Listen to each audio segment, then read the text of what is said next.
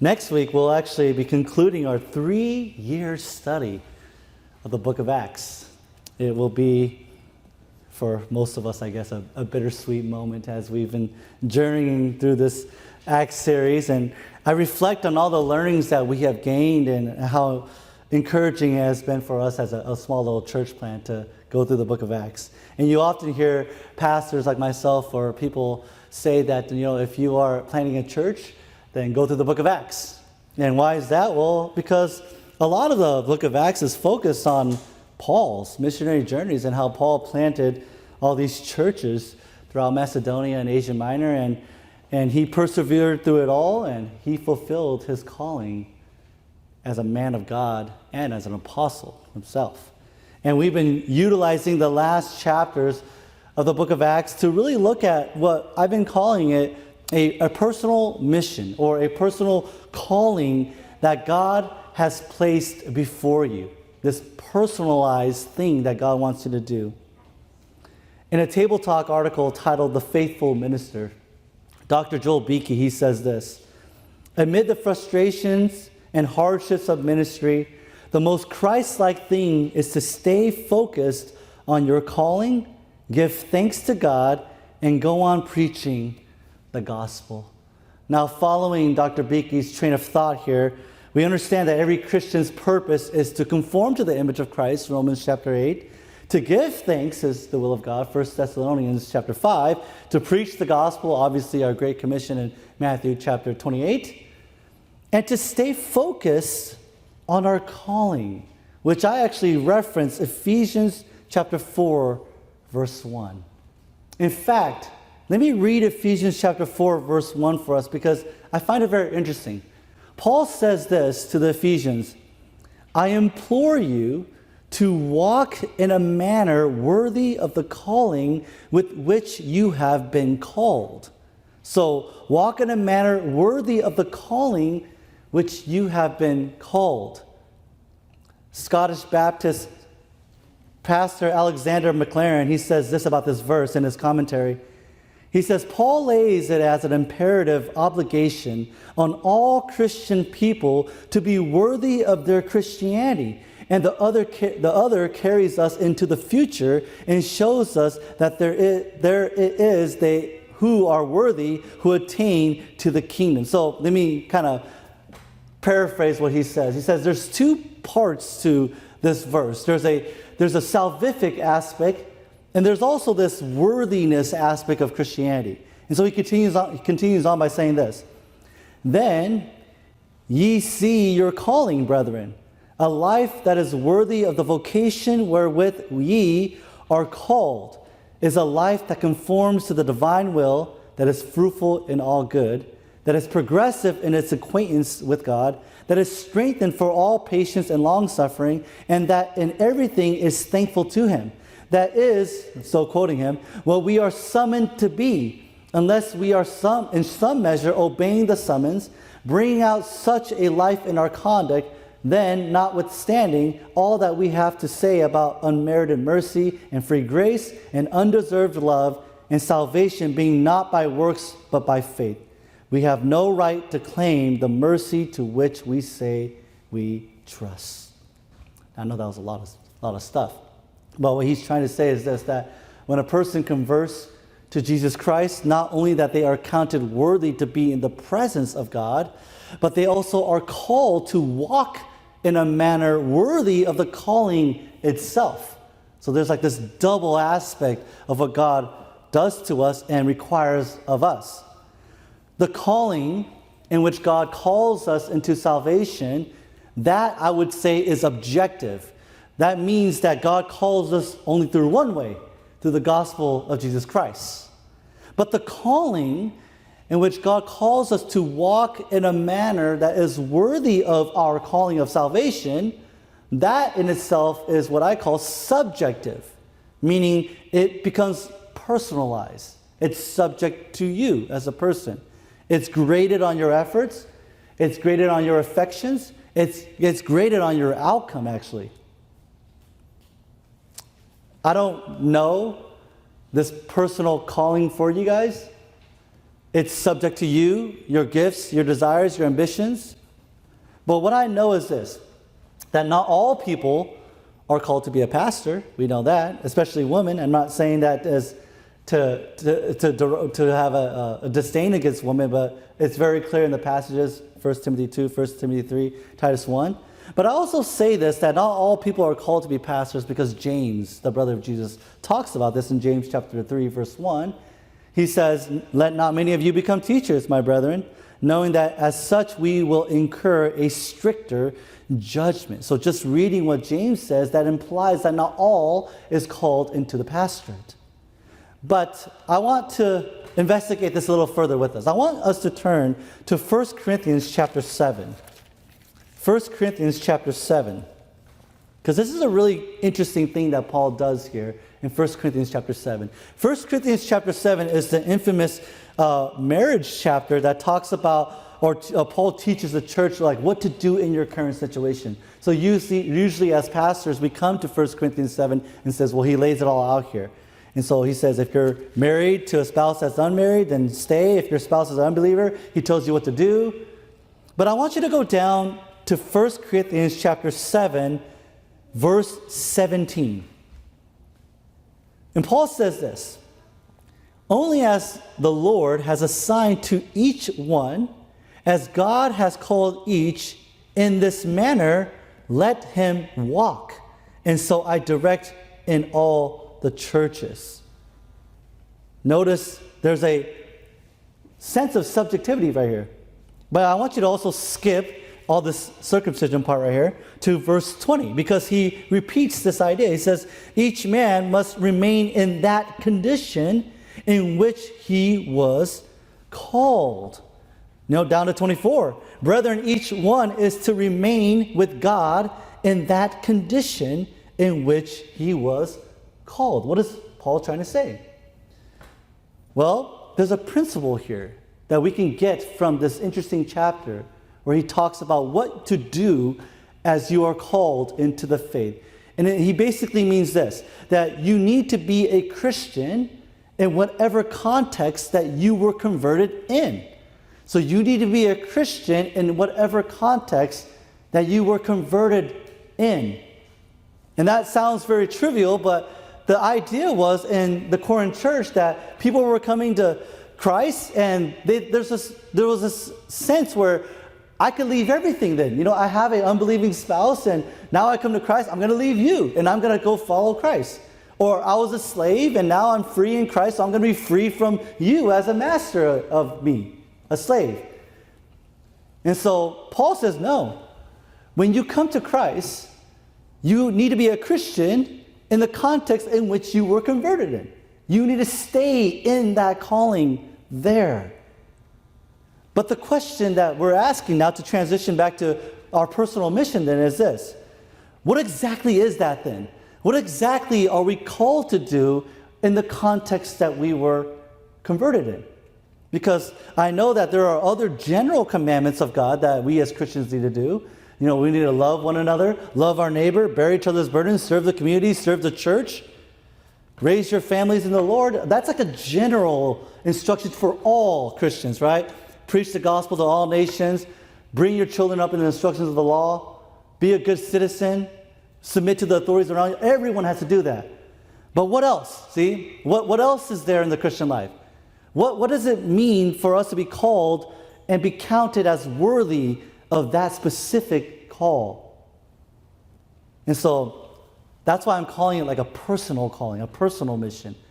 Now, as we talk about this subject right here requires maturity. So the presupposition to this topic right here is spiritual maturity, because this topic, I'll be honest with you, is not often discussed in the church. I believe that once you have all the fundamentals down, once you've accumulated your spiritual growth through the spiritual feeding of the milk, which is the Word of God, once you've been plugged into a church and you're raising your family up in the Lord and you're being a good, faithful servant in whatever context you are in, the question becomes, what else? What else? I mean, that could be it. I'll be honest with you. That could actually be it for your Christian life. That is great. That is wonderful. That is obedient. And that can also be counted as faithful. But here's where the subjectivity comes into play, where you'd have to question yourself at the end of your life, was what I did with my life counted worthy to the Lord? That's a really good question as we grow in our faith, that you need to be asking yourself that question all the time. Am I being counted as worthy? You know, Luke chapter 12, verse 48, Jesus says, to whom much is given, much is required. So at the end of our lives, I want to encourage all of us that we want to be able to consciously say to ourselves, I was diligent to show myself as an approved worker, rightly dividing the word of God. 2 Timothy 2:15. This is what I have for you, Lord. I'm offering what I have to you, and I actually count that as worthy according to your word. Can you say that at the judgment seat? Now that's going to be an interesting time, isn't it? Now let me give us some points then of how to discern your personal calling.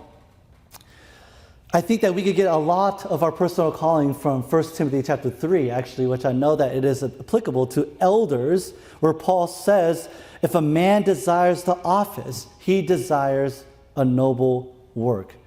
And I think that is specifically to elders, but I think the principles here still applies. And the principle says that it begins with what then? When you're looking for your personal calling, what does it begin with? It begins with the desire of the heart, doesn't it? It begins with a desire. Starts with your desire, because your passion will continue the progression of that calling. It keeps you in there. So it has to start from your desire of the heart. The second step to discerning your personal call, I would say, is the confirmation of the church. You know, we also get that in 1 Timothy. Because what Timothy or Paul does is he starts giving character qualifications and skill sets of an elder. In this case, it would be the skill of teaching. And so I think it is the church's job to gauge the qualifiers in you and to see that, and then to nurture and to encourage an environment that will allow you to function and to swim in that personal calling that God has called you to do. And then we as a church will look at that and see the fruitfulness if it is actually of God.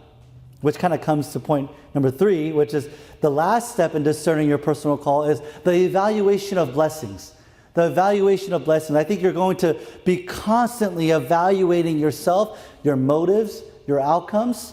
You know, you're going to be evaluated and mentored by the leadership and the pastors and elders of the church. You're going to be growing and developing this personal call or mission that God has placed in your heart, and your skills are going to be affirmed. And you'll receive the blessings from the church and the audience that you're serving, and especially the blessings from God. And as you are evaluating this personal call that's within you, you're reflecting on something. You're reflecting. What you're saying to yourself is this: can I do something else? Can I actually do something else? Because if you can do something else, then what I would say to you is do it. Then do it. Do that something else. Now, why would I say that? Because if you can do something else, then there will be days where you would want to do something else. Does that make sense? And that'll tell you if that personal call is of God or not, or is it just something that is this emotional reason or human reasoning that you come to that conclusion. Now, all this to say this, that Paul was a model of this personalized mission. He was on a personal goal or a personal calling from God. He was given a call to pastor and plant Gentile churches. We understand that. But he was also on a personal mission at this very moment in Acts chapter 27, or around this area in the late 20s chapters. Because his mission was what? Which he cannot deter from. His mission was, I need to get to Rome. Remember that? I need to get to Rome. And so if you recall, Paul comes back from his third missionary journey. He comes into Jerusalem. He's been spending a lot of time getting some funds from the churches around him, specifically the Macedonian churches, because he wants to bring a relief back to Jerusalem because they were depleting of their resources. Lots of Jews, lots of members at the Church of Jerusalem. And so Paul wants to meet that need, so he gathers these funds. And so when Paul comes back into Jerusalem, the elders tell him to go into the temple because there was an accusation that he was not very Jewish anymore. So while he is doing what we talked about last time, a Nazarite vow, there was some Jews from Ephesus that accused him of bringing a Gentile into the inner court. Do you guys remember what I'm talking about? Right, we've been going through this for quite a bit of time, but this is just a recap.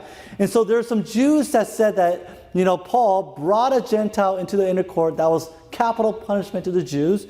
And so they beat him up. Well, the Roman officials that was guarding the temple, they eventually take Paul and they jailed him. They placed him in trial in front of the Sanhedrin. The Sanhedrin wants to kill them secretly. And so the Roman commander Claudius sends Paul to Caesarea. I hope this is kind of turning the gears of what we've been learning in the past couple Sundays. And so he gets a trial before the governor Felix. That didn't go well because the governor Felix wanted a bribe and he wasn't converted. Then he was jailed for 2 years. And then later on, the governor Festus comes. And that doesn't go well either because Festus wants to please the Jews too. And so what Paul does in front of the governor Festus is he appeals to Rome. He says, you're not going to help me. I am a Roman citizen. I'm going to appeal to Rome. And so Festus doesn't really know what to do. And luckily, Herod Agrippa II comes and does his daily checks in Caesarea. And he draws by, and the governor Festus asks Agrippa for help, which implies another trial. And so Agrippa gets convicted along with his incestuous sister Bernice. And they're between a rock and a hard place. They don't really know what to do. And they just come and conclude that, hey, if Paul did not appeal to Caesar, he would have been set free. So they didn't want to set Paul free himself because they would have been wrong or they would have been convicted of what Paul was preaching to them. And so they said, well, let's just push him to Caesar. And so they agreed to send Paul to Rome. Okay? So it seems pretty messy. I'll tell you, it is really messy, to be honest with you.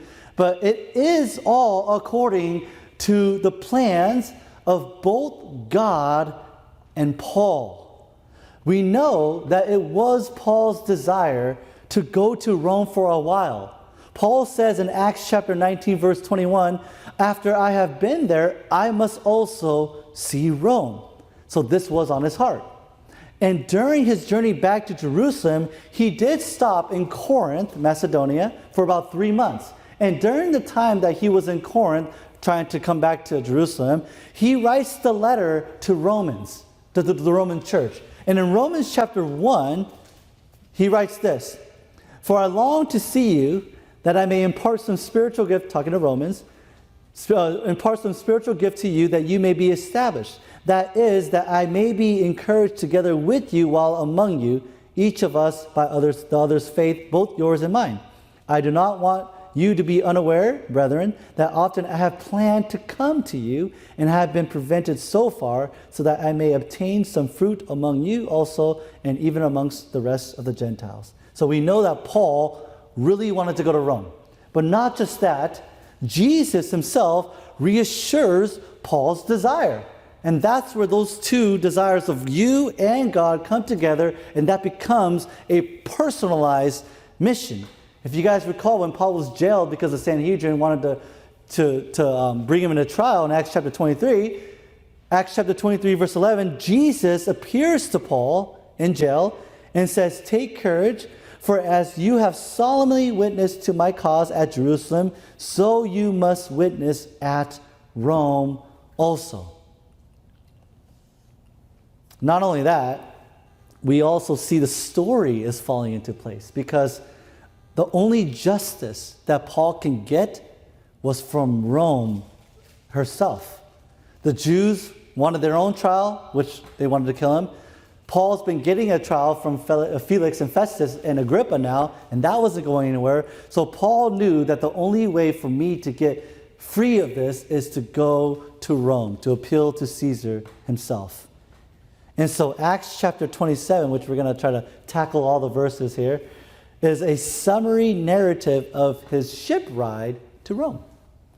And as we're going to try to cover all this, and we're going to simply give us a study of this voyage, but along the way, we're going to look at how Paul models his leadership that ultimately leads him to safety and protects him or gains the protection of God and his peers around him. Okay? So now, that was my intro. Let's go ahead and look at the verses together, starting with Acts chapter 27, verse 1 through 2. Remember, this is a transition from Agrippa's trial. When it was decided that we should sail for Italy, they proceeded to deliver Paul and some other prisoners to a centurion of the Augustan cohort named Julius. Verse 2. And embarking in an Adramyttian ship, which was about to sail to the regions along the coast of Asia, we put out to sea accompanied by Aristarchus, a Macedonian of Thessalonica. Let's pause right there. Now, if you have your little agenda right here, this little piece of paper that we have all our stuff, if you open in the middle, there's a map right here. And that map, I'm going to place it in front of me so you guys know what to reference to, is his journey or this ship ride to Rome. Now, Adramyttian, you don't see it on this map, but it was a little city north of Nasindus, kind of like perpendicular to Thessalonica, so it's pretty far north in Asia. And it's referred here because the ship that they're actually on was from Adramyttian. And so the point that the commander or the centurion wanted to do was take that ship and return it to Adramyttian. And so the centurion, which is a soldier of 100 or in charge of 100 people, he wants to drop off that ship, pick up another ship, and then take that ship to Rome. So here's the scene here. Paul says here in verse 1, is a prisoner with the other prisoners. He's grouped together with the other prisoners. Paul, the apostle himself, he's probably placed in the lowest of the low in the cargo section, which is not a great way to travel in boat. And he's put under some authority, specifically the authority of a centurion by the name of Julius. Now, we understand that a centurion, like what I just said, was in charge of 100, like the word century, we get that word there. We don't know if there was 100 soldiers there, but we can guarantee that he had a lot of high-ranking officers with him because there's a lot of prisoners, as we'll see that number later on in the verses. And this man was of the Augustan cohort. If you guys recall, the word Augustan is a word of reverence. It's a title that's given to Roman emperors. And so if he was of the Augustan cohort, that means he was probably a guard of the Caesar Roman Emperor Nero of that time. So very prestigious man. Now, a couple other things to note to set the scene up a little bit here is that you'll notice in verse 1, I'll just read it again. It says, when it was decided that we would sail for Italy. Just pause right there. There's a plural pronoun, we. Who's the we we're talking about? Well, to get the answer is who's writing the book of Acts? It's Luke. So it's most probable, this is speculation here now, but it's most probable that Luke was not imprisoned during Felix's time of his 2-year imprisonment in Caesarea. He was probably around the area to write all these details of what's going on. But in this case right here, which is so interesting, is that I think Luke actually gets on the boat, okay, which is like he voluntarily becomes a prisoner, which is crazy to me. And so he is here. That's why if you read Acts chapter 27, there's so much specific details. I know that Luke was inspired by the Holy Spirit, but I think he's actually here because of the plural pronoun we. And maybe he's acting as a physician to Paul. But there's another name that's actually noted here in verse 2, is the name Aristarchus. And it says that he was a Macedonian. Now, Aristarchus is maybe a familiar name to some of you because Aristarchus is mentioned in Acts chapter 19 and Acts chapter 20. If you guys remember that there was a mob in Ephesus because Paul was preaching in the marketplace, and they took Aristarchus and Gaius and they basically tried to martyr them at that time. So that was Acts chapter 20, and then it's 19, sorry. And then in Acts chapter 20, it says that Aristarchus and Gaius followed Paul to return back to Jerusalem. So Aristarchus was there in Jerusalem with Paul, representing the Gentile churches to give the money to Jerusalem. So this man is faithful to Paul from thick and thin. He is a faithful servant of Paul. Awesome guy. Let's go to verse 3 now. The next day we put in as Sidon, and Julius treated Paul with consideration and allowed him to go to his friends and receive care. Now, a lot of times when we do Bible study, that might just go right through you, right? Oh, okay. But this is so interesting because you'll notice that Sidon on the map right here is like the next destination that's really close by to Caesarea. And so that tells us that the trip to Caesarea, to Sidon, was probably a one-day trip. So keep that in mind. It was a one-day trip. And in that duration of one day of sailing, something really interesting happened. What happened? Well, the text doesn't tell us exactly what happened, but it tells us what implied. And it tells us that Julius considered Paul and allowed him to go to his friends in Sidon and receive care. That is so amazing. Because here's the thing. There was a Roman law that says that if you lose a prisoner, then the life is yours, which means we take your life. And so Julius knows that. He's a high-ranking officer. But he lets Paul go to meet his friends. That tells us that during that one-day journey, Paul spoke to him a lot. And Paul ultimately won him over. And Julius trusted him so much to allow him to be free for a while because he trusted that Paul would come back. Isn't that amazing? Now, we don't know what happened, but that just proves to us that Paul was a trustworthy guy. That whatever happened between him and that centurion must have won him over. And that tells us that we need to be somewhat trustworthy like that too. And question yourself, if you were in Paul's position, would you have the charisma and the personality to win the trust of a high-ranking officer? Because Paul literally is a model for us, right? He is a model of missionaries. He is a model of someone who proclaims the gospel at all times. And this shows a lot about the character of Paul. And the only reason why he let Paul go to his friends was because he trusted Paul. He trusted Paul that Paul would come back on his own volition, and which Paul did, as we see the story here, because Paul is a man of his word. So I want you to take a mental note because we're trying to learn the character of Paul at the same time. A man of God, this is a good principle for us to understand, a man of God can gain the trust of people fairly quickly. How so? Because he's able to convince everyone around them that your desires and your needs are in my heart, right? What you want is what I want too. That's how you win the trust of others, is I'm looking after your desires and your ambitions. And Paul must have saw that, or did that, or displayed that with Julius.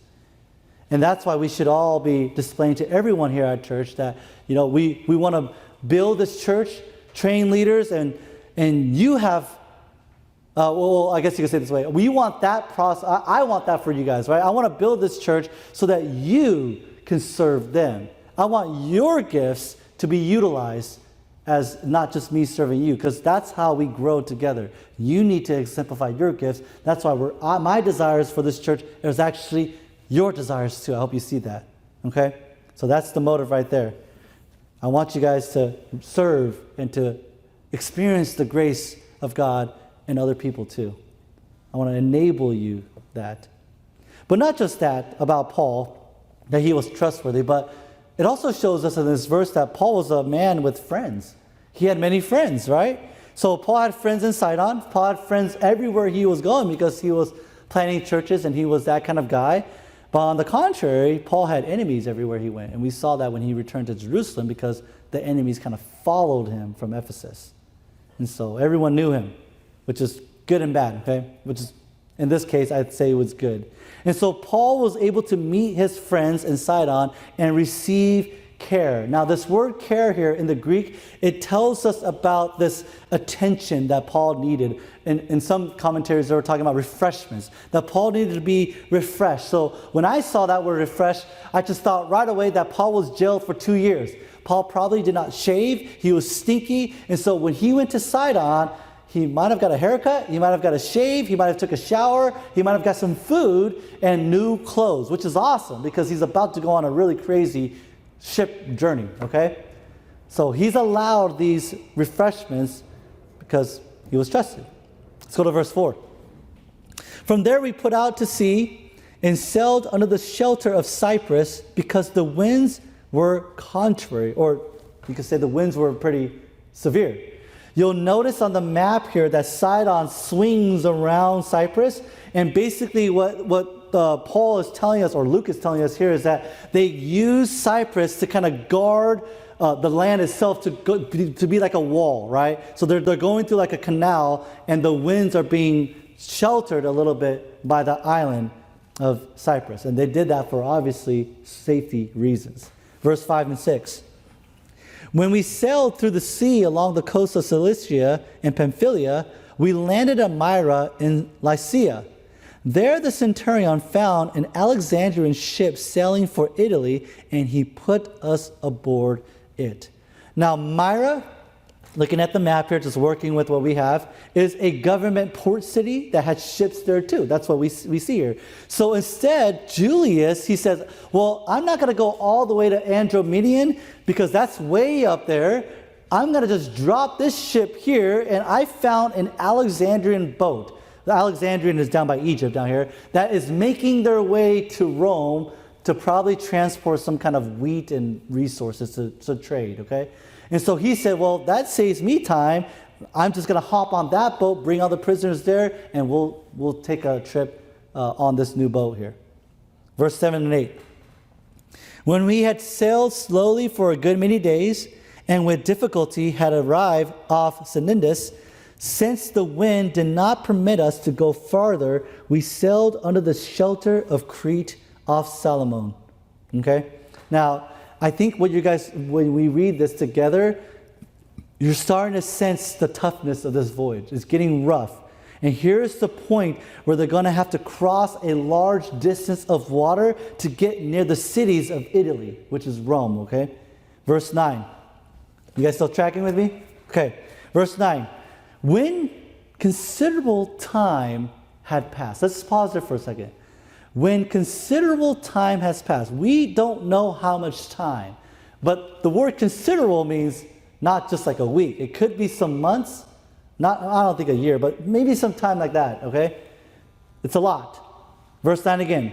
And the voyage was now dangerous, since even the fast was already over. Now, just to give you guys an understanding, the fast here we're talking about is the Day of Atonement. So that gives us a setting, some more setting, which is important, because the Day of Atonement usually occurred in the middle of September to the end of October. So when you're talking about the end of October, you're talking about almost winter, right? So the tides are harsh, the weather is cold, the winds are strong. So that's why it keeps mentioning in the text that it's getting more and more dangerous, or the winds are becoming more and more dangerous because it's getting closer and closer to winter. And you don't want to sail in the wintertime. No one does, because that's like a death sentence to you. Now here's where Paul steps in. Verse 9 again, let me read it all over. When considerable time had passed, and the voyage was now dangerous, since even the fast was already over, Paul began to admonish them. Now we can place an assumption here, and the assumption is this, that the leadership of the crew here did not want to do what Paul did. So what Paul is about to do is the opposite of what the leadership. So we're talking about, the centurion here, the owner, or maybe the owner is the captain himself. They wanted to proceed forward. The high-ranking officers there were just in submission to the main guys. And so that's why you have Paul doing what he's doing. There's a lot of people on this boat. There's officers and there's prisoners, and it almost seems at this time right here that there was silence. No one was giving direction of what to do. And so Paul, being Paul, he stands up and he admonishes them, exhorts them, encourages them. You guys know what the definition of a leader is? The definition of a leader is someone who sees a need and is the first one to step up. Right? We understand that. Leaders are created organically, naturally, in clans, where the clan sees a need, and all of a sudden, no one's gonna do it, I'll do it, right? Leaders always take initiative. They don't wait, they see a problem, they want to fix it. And leaders usually rise up at the most critical points of the situation. And that's when you know someone's a leader. I have 2 older brothers, as you guys know.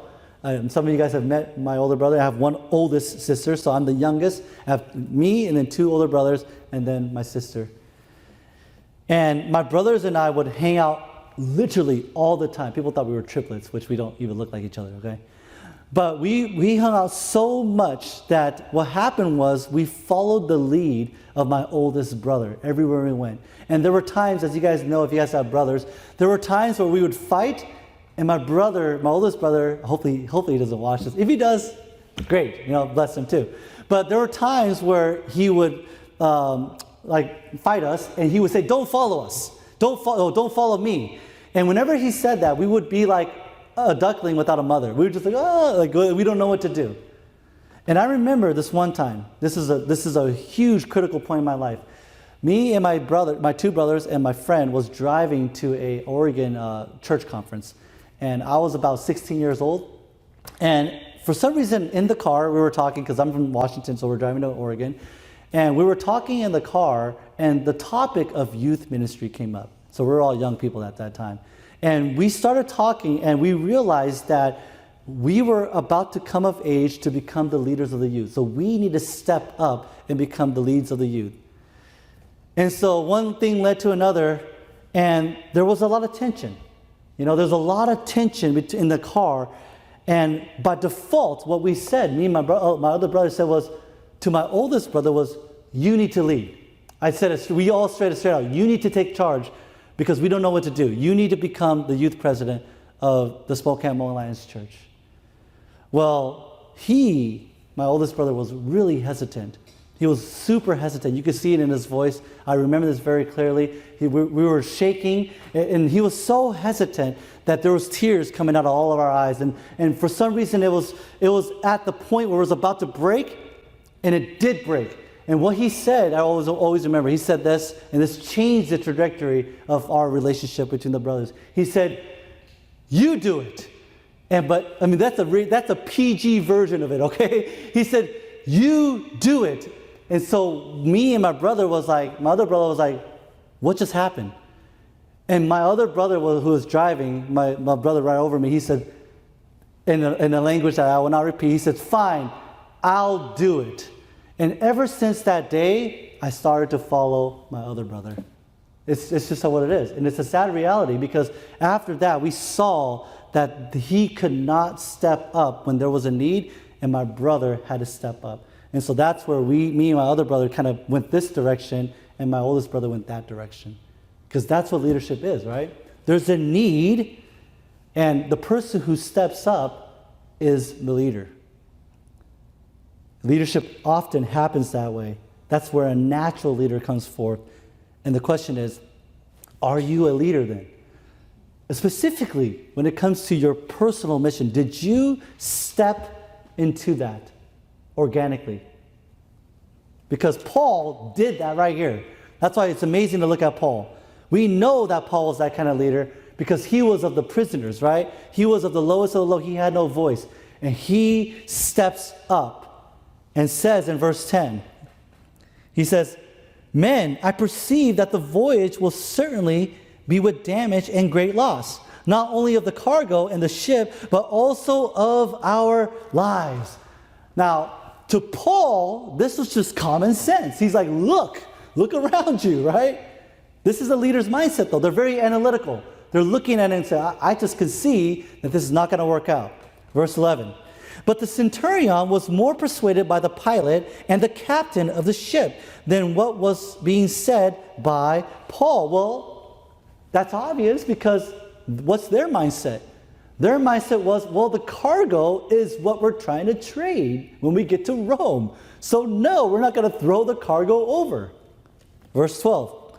Because the harbor was not suitable for wintering, the majority reached a decision to put out to sea from there. If somehow they can reach Phoenix, not Arizona, a harbor of Crete, facing southwest and northwest, and spend the winter there. Now, looking at your map there, here's what they're trying to say. They're at Fair Havens right now, Crete, and they don't want to stay there, because I know the map, if you looked at a better map, Crete kind of swings down a little bit, so it's right at the heat of the winds. And they want to go to Phoenix, which is a little bit northwest of Fair Haven, still on the island of Crete. So you'll be kind of guarded by a little peninsula that pops out. And so they think that they want to go to Phoenix, which is about 40 miles northwest of Fair Havens, and that will be safe enough for them to stay the winter. Okay? Verse 13. When a moderate south wind came up, supposing that they had attained their purpose, they weighed anchor and began sailing along Crete, close in shore. So they caught the south winds, and then they thought, okay, like this is what we were destined to do, because that's our plan. The winds are helping us. We're going to head towards Phoenix now. But verse 14, but before very long, there rushed down from the land a violent wind called Irukulo, which means, Iro means, I think, west, and then Quilo means north, so like a west-north wind. And when the ship was caught in it and could not face the wind, we gave way to it and let ourselves be driven along. Now, I think there are better fishermen than me here, so if you are a fisherman, you kind of know what their thoughts were. I think their thought was that they want to anchor themselves off the shore of an island called Clada, and then use a boat to travel, use like a lifeboat to travel to shore, because the winds were not pushing them to shore. Have you guys ever been like sailing in a boat or on a fishing boat where the wind started picking up? It's really scary, okay? It's like I almost died one time. I'm not going to tell that story, maybe in recap. Verse 18. And when, I jumped over here. The next day, as we were being violently storm-tossed, they began to jettison the cargo. Verse 19. And on the third day, they threw the ship's tackle overboard with their own hands. Now, you just place yourself in the story here. They did not want to let go of that cargo, right? Remember that? But this is turning into a nightmare. And so they're trying to anchor down, but the winds were too strong, and so they had to prepare for it. And so what they actually did, which was so interesting, if you look at verse 19, let me see if I can find it again. Oh, they began to jettison the cargo. The next day they began a violent storm. They began to jettison the cargo. On the third day they drew the ship's tackle box over. Okay, but I think what they were trying to do, because as I was researching, I think I lost my place here, is they started to anchor, they started to throw the cargoes down, and what they actually did was they started to tie cables around the outer body of the boat.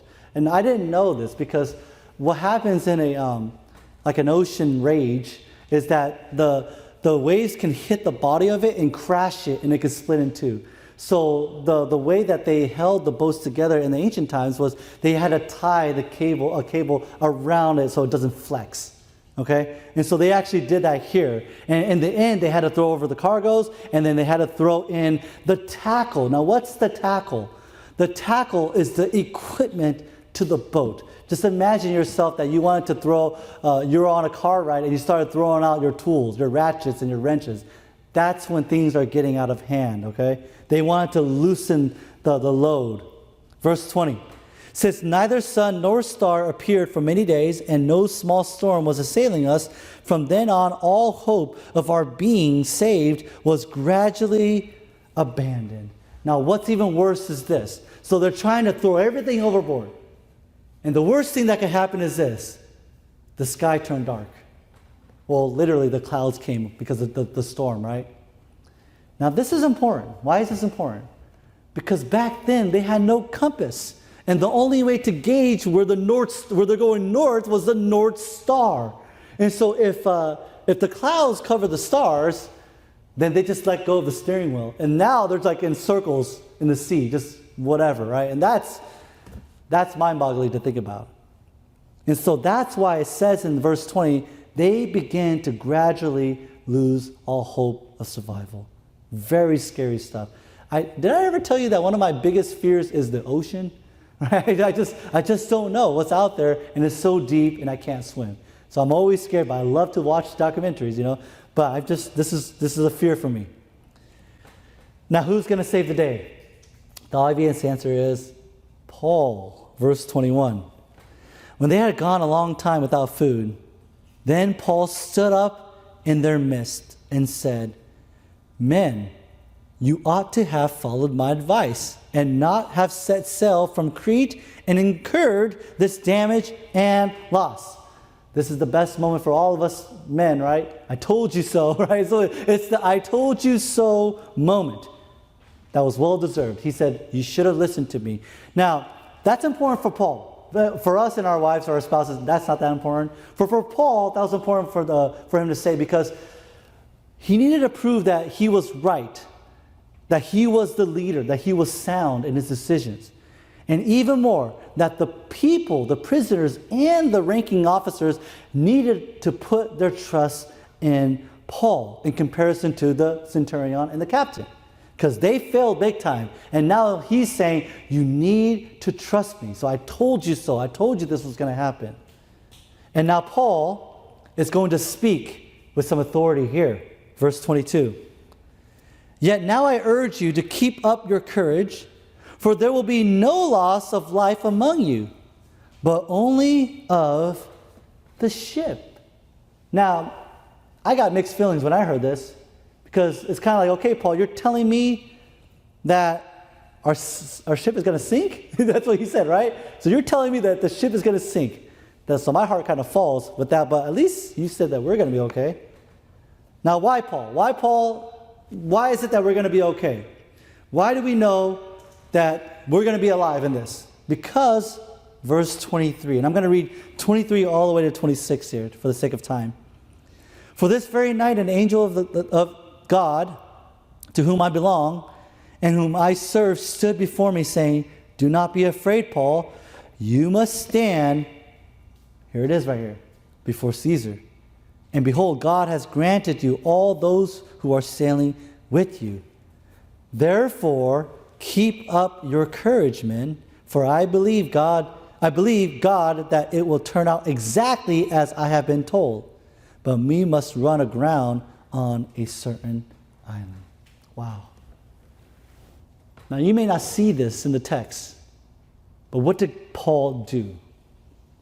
Paul just gave a flyer for God, didn't he? Paul just said, God will help us. These guys don't know God. So this is an introduction to God. How do you like that introduction? He's going to save you from this wreck. You guys want to be saved, he said? Stick by me, because God is with me. And listen to this. We're not going to die because God told me that I must stand before who? There it is, Caesar. That's the personal mission right there. And that's what we're talking about right now, the protected call. And here's what Paul says. I cannot die right now. Now, why can't I die right now, Paul says? Well, first of all, there was a testimony from the Lord. But Paul's actually saying, I can't die right now because if I died right now, God would be blasphemed. You see that? God would be blasphemed because God's credibility is at stake here. And I am simply leveraging the promise in which God told me. Now, this may sound risky, which it is risky, because only one of two things can happen. It can actually happen exactly what Paul says, or it could not happen like what Paul predicted. And if it happens according to what Paul says, then we know that it was of God, his personal calling, right? See that? And if it doesn't happen according to what Paul says, then we know that his personal calling was not of God. Do you want to know if your personal calling is of God? There's a really good way to know if your personal calling is of God. It's if it is protected by God. God's protection over you is an indication that you're still on that mission, specifically. For example, I know some of us has been learning Genesis chapter 18, Sodom and Gomorrah. We all know that story. Well, Abraham says to God, he barters with God. He says, God, if there are 50 righteous people, will you spare this city? What does God say? Yes, for the sake of those that are righteous. And what does that tell us about God's providence? It tells us that he keeps us alive to fulfill a mission. That's the only reason why. Did you know that the only reason why these people survived this shipwreck was because they were protected from Paul's promise? That's so interesting. You see, I don't think that God saved Paul because he was Paul. I think God saved Paul here because he promised Paul he would go to Rome. God is a faithful God. God is a covenant God. He keeps his promises. Because to Paul, what do we know about Paul? Well, he's the one that says, well, to live as Christ and to die as gain. He says, my life is expendable. I don't care about these things, right? All he cares about is, will I be able to complete what God has placed before me, though? And that's a paradigm shift for us. It should be. I think the problem with most people, Christians included, is that we think that living this world today is for ourselves, don't we? And that's why I think that we're always scared all the time, especially during COVID. It was a test of fear, you know? But I believe as Christians, true living is to live for your call.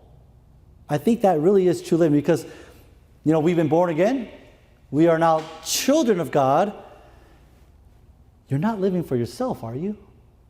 That's the question you should be asking. Are you living the life for yourself? Because if you are living the life for yourself, I question your understanding of why you think you're still alive. Like, why I would ask you, why do you think you're still alive? Is it to live for yourself, really? Is that the answer to why you think you're still alive? Is it to like achieve a bucket list of things that you want to do in this life? Of course, I know that God wants us to experience the blessings of his wonderful creation. I understand that. But if all you're living for is to experience the blessings of this life, then I will tell you this right now, that you're in for a surprise for your next life. Because the next life that you are going to live is in heaven. And what do you think you're going to do there? Worship God, right? All of eternity. You're going to worship God. And if you think that this life is just for the life today, you're going to be completely bored out of your mind when you get to heaven. You've missed the point. You might not make it there too, okay? So I want you guys to understand that. We as Christians, we only live because God is protecting us at the very moment to fulfill the purpose in which he has given us. We all have a specific reason why we're here, or else we would rather be with the Lord, right? There's something that God wants you to do. Now, I understand that no one wants to die and leave their family and to leave their friends, but a better perspective of life that you should have is this. We are living because God is still using me for a personal mission. I am only living because God wants to use me for something. That's why He is protecting the days of my life right now. And that's true because God knows the ends before the beginning and the end, right? He knows our timeline. He knows our plans and our purposes. But the main question that you need to be answering that right now specifically is, are you hitting the mark then? Right? Are you discerning the steps of your personal mission? Are you walking in a life that is worthy to which you were called in the first place? Now we're going to move a lot quicker, okay? Not because it's all just narrative now, because that point was a hard point right there. Verse 27 to 32. But when the 14th night came, as we were being driven about in the Adriatic Sea, about midnight the sailors began to surmise that they were approaching some land. So they took soundings and found it to be 20 fathoms. And a little farther on, they took another sounding and found it to be 15 fathoms. I'm going to stop right there. The soundings is this. They dropped an anchor, and if the rope was loose, that means they hit land. You see what I mean? So they moved, they dropped. They're trying to measure if land was getting closer because they can't see land. So it's pretty interesting. It's awesome to read this. Verse 29, fearing that we might run aground somewhere on the rocks, they cast 4 anchors from the stern and wished for daybreak. But as the sailors were trying to escape from the ship and had let down the ship's boat into the sea, on the pretense of intending to lay out anchors from the bow, Paul said to the centurion and the soldiers, unless these men remain in the ship, you yourselves cannot be saved. Then the soldiers cut away the ropes of the ship's boat and let it fall away. What a image. Are you guys just visualize? I want to watch someone play this out, right?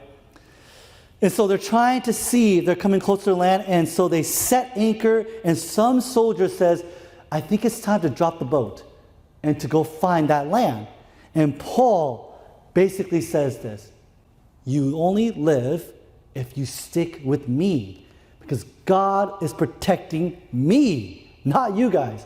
God is protecting me. And so Paul is leveraging God, and immediately he gets a reaction, and they cut the ties to that safety boat, and they put all their hope in Paul.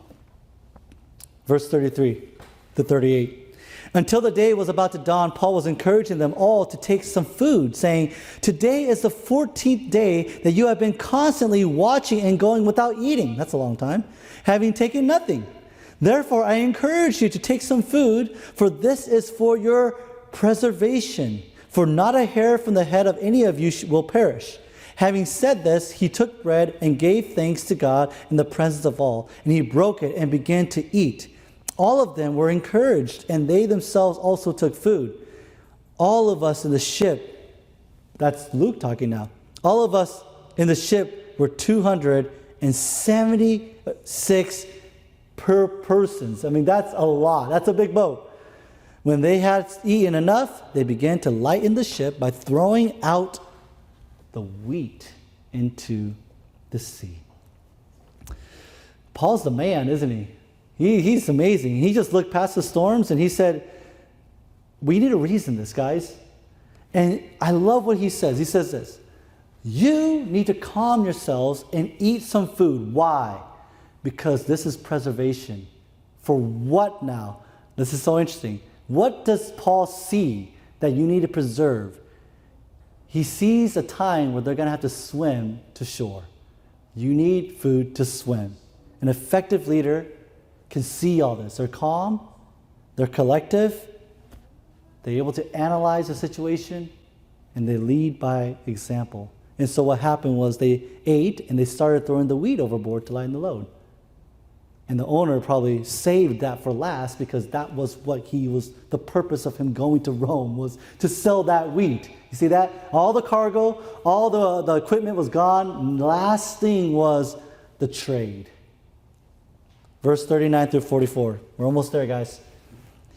When day came, they could not recognize the land, but they did observe a bay with a beach, and they resolved to drive the ship unto it if they could.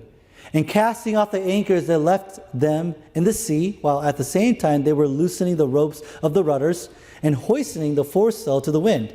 And they were heading for the beach. But striking a reef where two seas met, they ran the vessel aground, and the prow stuck fast and remained immovable. But the stern began to be broken up by the force of the waves. The soldiers' plan was to kill the prisoners so that none of them would swim away and escape. But the centurion wanted to bring Paul safely through, kept them from their intention, and commanded that those that could swim should jump overboard first and get to land, and the rest should follow, some on planks and others on various things from the ship. And so it happened that they were all brought safely to land. So basically what happened was they literally cut the ropes loose to allow the sail to just go towards the shore. And they needed to do that to steer, right? But what happened was they hit a reef, and the boat just crashed. And it was to the point where everything was breaking apart, and they needed to swim. But at that very point, we see in the verses here that the centurion or the ranking officers wanted to kill the prisoners. Why? Once again, if the prisoners are let loose on your watch, then it's your life that is taken. But we see here that the centurion liked Paul. And so Paul had a great influence on him. Plus, I believe that Paul would be the person to lead the prisoners. So he needed to save Paul, because Paul was actually leading everyone at that time. There was a total of 267 people. So Paul was the only one that could govern and lead these prisoners. And the ending goes that Paul was right, that no one died, which proves his calling was right, that God protected him and all who listened, and they were brought safely to land. I think that we read these chapters sometimes and we don't really appreciate everything, don't we? And we skim through with simple understanding that, simply God was with them.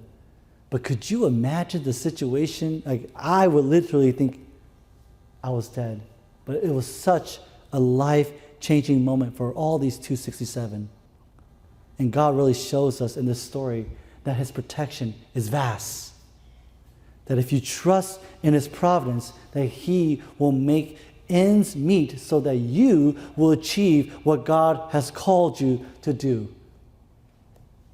But the balance here, I want you guys to hear this, is this. The balance is this. They were still required to swim, right?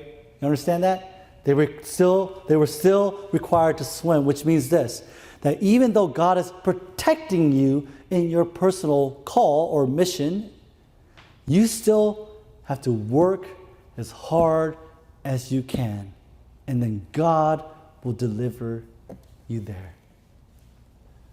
At this moment, I would ask the ushers to come forward, and I'm going to pray to close this.